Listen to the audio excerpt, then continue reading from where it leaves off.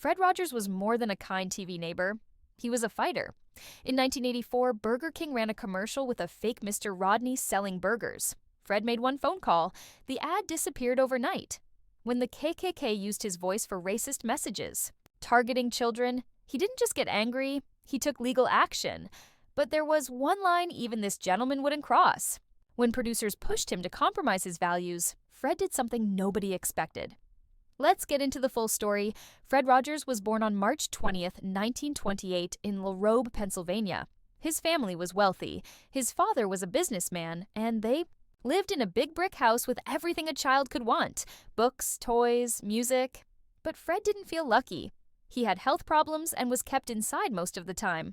While other kids played outside, Fred stayed in, watching from the window. Even with all the comfort around him, he felt alone. That loneliness shaped him. It gave him a heart that could feel what others felt. Later in life, he used that feeling to help children feel seen and loved. As a child, Fred was often sick. He had asthma and had to stay home for weeks. His mother tried to make things better. She sewed him puppets and played piano with him. But the days were long, and the loneliness didn't go away. He also gained weight and was shy. He didn't talk much in class. He didn't have many friends. But he watched people. He noticed their emotions, their sadness, their happiness, their fears. That quiet skill would later help him talk to millions of children in a way they truly understood. At around 11 years old, something happened that Fred never forgot. Some boys from his neighborhood started calling him Fat Freddy. One day, they chased him for 11 blocks, yelling and laughing. Fred was terrified. He ran out of breath, humiliated and hurt. That moment left a scar, but it also gave him a purpose. He would later talk about bullying on his show, not as a teacher, but as someone who had lived through it. He showed kids how to deal with pain, how to be kind, and how to stand up for themselves. There was one person who made young Fred feel completely loved: his grandfather, Fred McFeely. Every Sunday, Fred visited his grandfather's farm. There, he felt free. He could run in the fields, explore nature, and be himself. His grandfather would say, "Freddie, you make my day very special just by being you." Those words stayed with him forever. They gave him strength when he felt invisible. Later, he named a character on his show Mr. McFeely in honor of the man who made him feel special just for existing. High school brought change. Fred entered Latrobe High as a quiet, overweight boy who still carried the weight of bullying. But a student named Jim Stumbaugh reached out and became his friend. That friendship pulled Fred out of his shell. He joined school activities and discovered a talent for leadership. By his final year, Fred had become student council president. He got involved in music, theater, and public speaking. He lost weight, grew more confident, and finally began to believe in himself.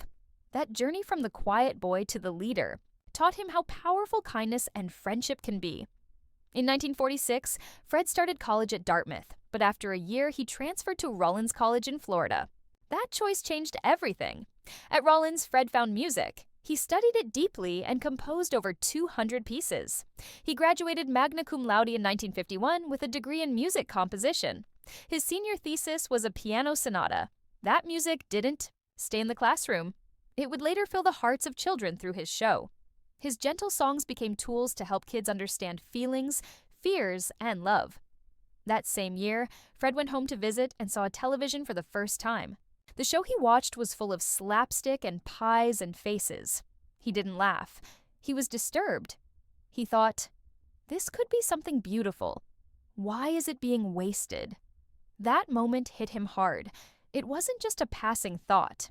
It was a life-changing realization. Right then, he decided to go into television, not to be famous, but to use it to help children. That one black and white screen showed him the power of media and its potential for good. Fred moved to New York in 1951 and started working at NBC. He worked behind the scenes on big shows like Your Hit Parade and The Voice of Firestone. He helped with props, set life after TV changes, and live production.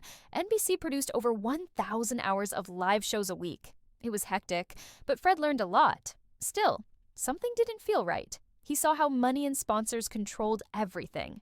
He didn't like the noise, the ads, the lack of heart. That experience made his decision clear. He didn't want to be part of commercial TV. So in 1953, Fred walked away from that world. He didn't want to chase ratings. He wanted to help children grow. He enrolled at a seminary in Pittsburgh and also studied child development with Dr. Margaret McFarland. He wasn't just learning about faith. He was learning about kids' emotions and how to speak to them in a way that truly mattered. It was an unusual path. Most people picked one thing. He chose three: media, psychology, and spirituality. That mix would later make his show unlike anything else on TV. That same year, Fred went back to Pittsburgh and joined a new project, WQED, the first community-funded educational TV station in the United States. The station launched in 1954 from a converted mansion. They had little money and few people, but they had big ideas. At WQED, he was the co-producer, the only puppeteer, and even played the organ live. This wasn't some big-budget production. It was just Fred quietly working behind the scenes, creating something magical. He invented a family of puppet characters: Daniel Striped Tiger, King Friday the 13th, Queen Sarah Saturday, X the Owl, Henrietta Pussycat, and Lady Elaine Fairchild. Many of them were named after real people in his life: his wife, his co-workers, his friends. The show was supposed to be simple, just a way to introduce short children's films, but Rogers turned it into something much bigger. He built full storylines and gave every puppet a personality. The result? The Children's Corner won the 1955 Sylvania Award for Best Locally Produced Children's Show. It even aired nationally on NBC. Yet Fred didn't want the spotlight. He let the puppets and the music do the talking. At the same time, Rogers took on something most people wouldn't dare. He went to seminary. In 1955, he started studying at Pittsburgh Theological Seminary while still working full-time at WQED. He didn't quit his day job. Instead, he squeezed in classes during his lunch breaks. This double life lasted for 8 long years. He'd run from the studio to the seminary and back, sometimes without even changing out of his work clothes. On top of that, he and co-host Josie Carey traveled to New York for weekly live shows. Still, he kept up with his studies. His goal wasn't to become a preacher. He didn't want a pulpit. What he wanted was to use television to lift up children's hearts and minds. That's why, when he finally graduated in 1963, he didn't head for a church. He stayed in the studio. But something extraordinary happened that same year. Fred Rogers was ordained as a Presbyterian minister, not to lead a congregation, but to serve children through television. It was a first-of-its-kind ordination. The church saw what he was doing and realized he didn't need 4 walls and pews. He had a camera, and through that camera, he reached millions. Every song, every puppet scene, every moment was his way of sharing a message of love, acceptance, and emotional honesty. Then came a turning point most people forget. In 1963, Rogers went to Canada. There at the Canadian Broadcasting Corporation, he created Mr. Rogers, a 15-minute show that ran for 337 episodes.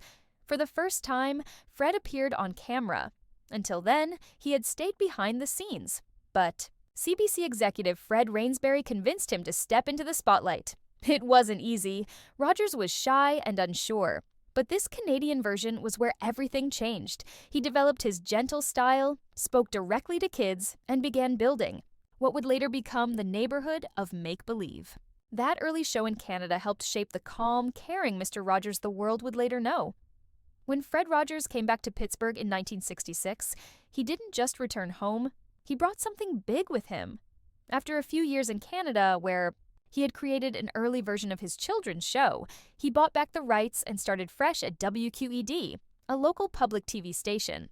He took parts from his earlier show, like the neighborhood of make-believe, and blended them with new ideas that focused more on real-life moments. At first, it aired only in Pittsburgh, but then the Sears Roebuck Foundation gave it funding. That changed everything.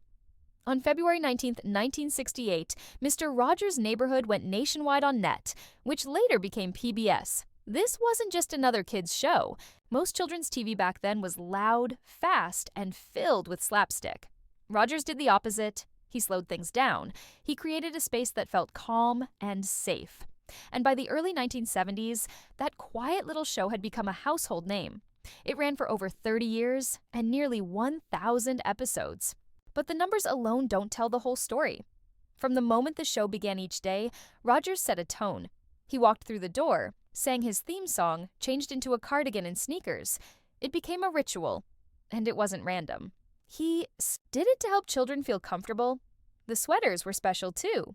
His mother had knitted each one by hand until she passed in 1981. The famous red cardigan ended up in the Smithsonian, but, fun fact, he actually wore green cardigans more often. Rogers didn't even know that. He was red-green colorblind. Still, that simple act of changing clothes told kids they were entering a space where they were accepted just as they were. On May 1, 1969, Rogers went to Washington, D.C., and spoke in front of the United States Senate. President Nixon wanted to cut public TV funding in half. From $20 million to $10 million, Rogers calmly explained why that would hurt children. His show cost only $6,000 a year, less than 2 minutes of cartoons. He spoke softly, but with deep emotion. A gentle voice. At one point, he quoted lyrics from his show. The senator listening, John Pastore, had a reputation for being tough. But by the end, he said, "Looks like you just earned the $20 million. That moment didn't just save PBS. It proved that a gentle voice could be powerful." Just days after that, on May 9, 1969, Rogers made another bold move, but this one happened on the show. In episode 165, he invited Francois Clemens, a black actor who played a police officer, to soak their feet together in a small pool. That scene may seem simple now, but at the time, segregation in public pools was still a real issue. Rogers didn't lecture. He just showed kindness. They shared the pool, they shared a towel, and it sent a clear message. Everyone deserves respect. Decades later, Rogers washed Clemens' feet in private, saying, "Thank you for everything." That one episode still stands as a quiet but powerful stand against racism. As the show reached more homes, its popularity grew. After going national in 1968, the audience kept building. By 1985 to 1986, it reached 1.8 million American homes and had a 2.1% ratings share. That was huge for a public television show. Rogers wrote every script, created all the puppets, and even composed more than 200 songs and 13 operas for the show. He didn't just host it, he built it from the ground up. Even after the last new episode aired in 2001, reruns kept going strong. It became one of the longest-running shows in PBS history. But Rogers wasn't happy with the direction of children's TV overall. He worried that many shows were more interested in making kids into consumers than in helping them grow. He once said, "A child is appreciated for what he will be. He will be a great consumer someday." He didn't mean that as a compliment. He refused to use his show to sell toys or cereal. He even stopped Burger King from running a parody ad using his image, his values. While other shows were built around products, Rogers kept his focus on what kids needed emotionally. That made him different, and it wasn't always popular with the business side of TV. Even his eating habits reflected his values. In the early 1970s, Rogers became a vegetarian. He said, "I don't want to eat anything that has a mother." He believed in kindness to animals, not just people. Inspired by a book called Diet for a Small Planet, he saw vegetarianism as a way to show love and respect to all living beings.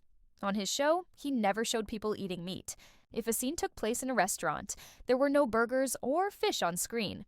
He even wrote a song protesting the practice of dyeing baby chicks for Easter. That empathy was at the core of who he was. Rogers also did something most children's TV hosts wouldn't dare. He talked about tough subjects.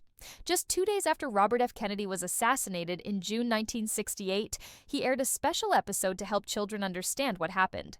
The puppet Daniel Striped Tiger asked, "What does assassination mean?" Rogers didn't dodge the question. He explained it simply and honestly.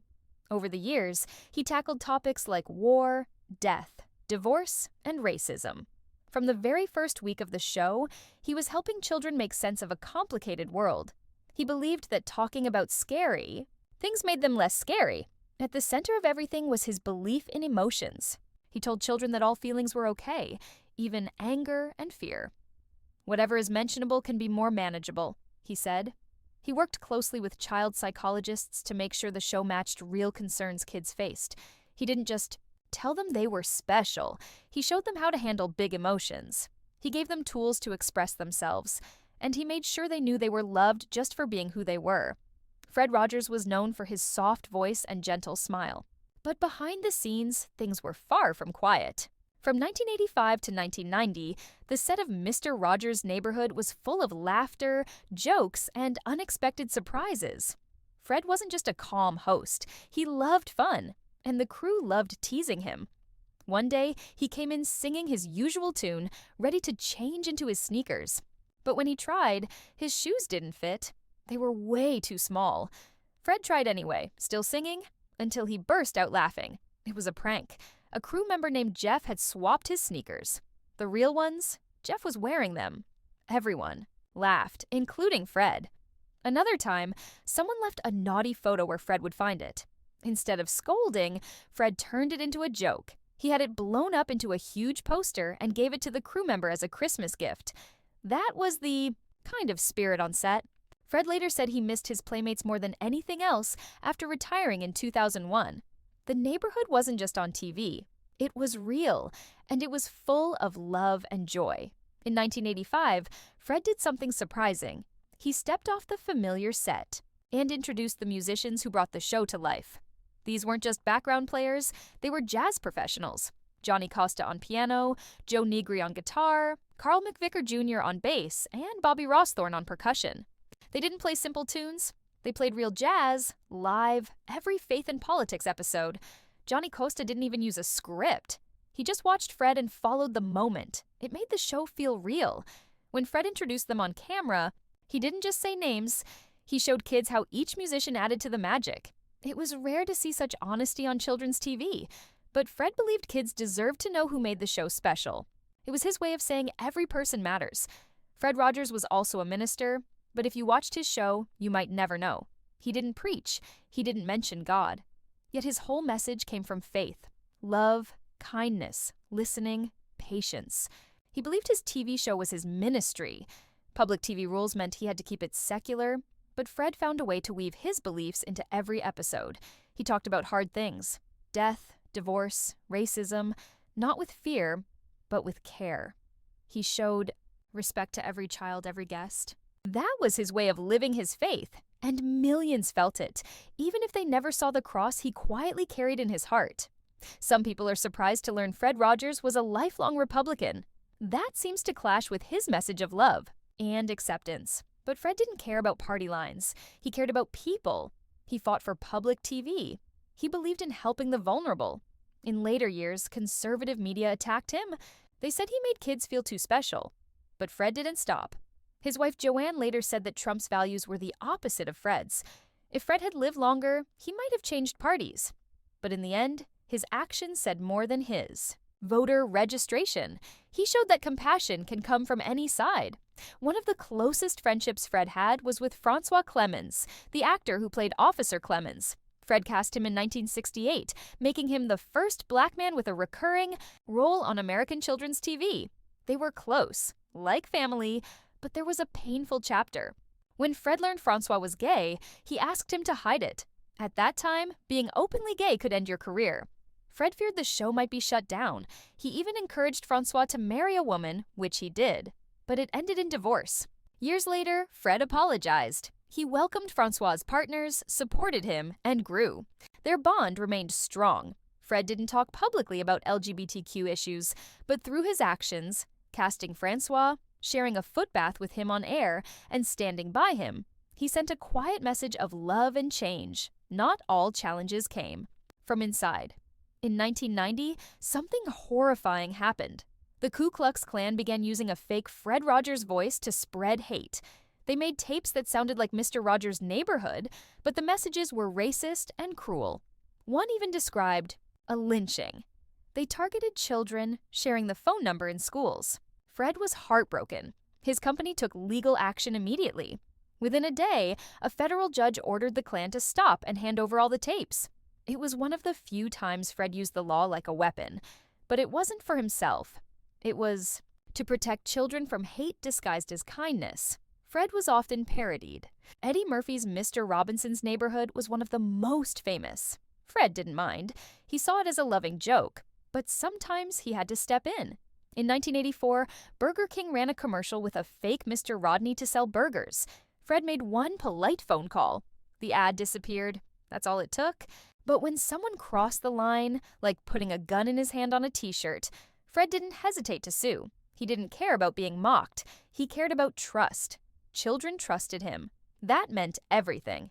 Fred Rogers didn't just preach love and kindness. He lived it. For 49 years, he was married to Joanne Bird Rogers, a pianist and educator he met at Rollins College. He proposed in 1952 with a handwritten letter. Joanne was so excited she lost the letter while running to call and say yes, yes, yes. Their love story was quiet but deep. It wasn't about flashy moments. It was about respect, trust, and shared values. They raised 2 sons, James, born in 1959, and John, born in 1961. Both occasionally appeared on Mr. Rogers' Neighborhood, and both said the same thing. Their father was exactly the man people saw on screen. Joanne stayed by his side through every season of life. She was his anchor. Fred often said she helped him see clearly when things got hard. When Joanne passed away in 2021 at age 92, people remembered not just her talents, but how much she meant to Fred. Fred also had his own little rituals, ones that showed just how serious he was about living with intention. For over 30 years, he kept his weight at exactly 143 lbs. Why that number? Because to him, it meant, I love you. 1 letter in I, 4 in love, and 3 in you. He weighed himself every single day after swimming. If he gained a pound or lost one, he'd adjust. That number became part of who he was. So much so that Pennsylvania made the 143rd day of the year 143 Day in honor of his message of love. Fred's routine didn't stop at the scale. He got up before dawn, swam laps, prayed, read the Bible, took a nap, and went to bed by 9:30. He didn't smoke or drink. He even avoided caffeine, drinking a coffee substitute called Postum instead. His one guilty pleasure? A splash of Kahlua over ice cream. That was it. He even avoided meat, famously saying, I don't eat anything that has a mother. In a world full of TV stars known for wild habits, Fred was a calm, quiet rebel, choosing self-control over self-indulgence. His final episode aired on August 31st, 2001. Just 11 days later, the world changed forever with the 9/11 attacks. Fred had already said goodbye after 33 years and 895 episodes, but when the tragedy struck, people needed him again. So he came back briefly to record special public messages. His advice to look for the helpers brought comfort in a moment of chaos. He didn't just help kids, he helped the whole country breathe again. Fred had planned the end of Mr. Rogers' Neighborhood carefully. The final week of shows focused on the arts, one of his favorite topics. Every goodbye in those lasting episodes was intentional. Even Lady Elaine, the mischief maker puppet, gave everyone a prize in an art contest. And Fred, with his calm voice, said one last time, You always make each day a special day. You know how? By just your being you. He knew he wouldn't be around forever, so he prepared for that too. He worked with psychologists to help parents talk to children about death and grief. He believed honesty was better than sugarcoating hard truths. He wanted children to know that it was okay to be sad, that it was okay to ask questions. He even said it was fine to answer those questions with, No one knows for sure, but I believe. Then came the hardest goodbye. In late 2002, Fred started having stomach pain. It didn't go away. When doctors finally looked inside, they found cancer. It had already spread. Still, Fred kept going.